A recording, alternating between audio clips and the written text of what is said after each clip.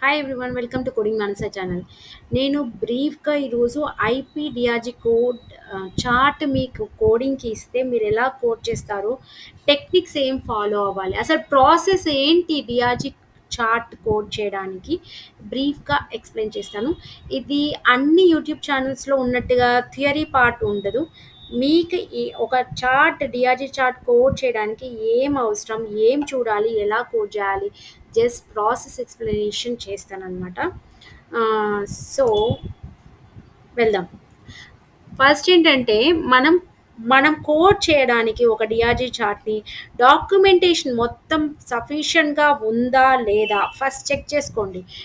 కొంచెం కోడింగ్ చేసినాక ఈ ప్రోగ్రెస్ నోట్ లేదు, ఈ డిశ్చార్జ్ సమ్మరీ లేదు, ఇవన్నీ లేదు అని చెప్పి మళ్ళీ పెండ్ చేయాల్సి వస్తుంది చార్ట్. కాబట్టి ముందుగానే టైం వేస్ట్ కాకుండా ఐపీడిఆర్జీ చార్ట్ కోడ్ చేయడానికి ఇదే కాదు, ఏదైనా కూడా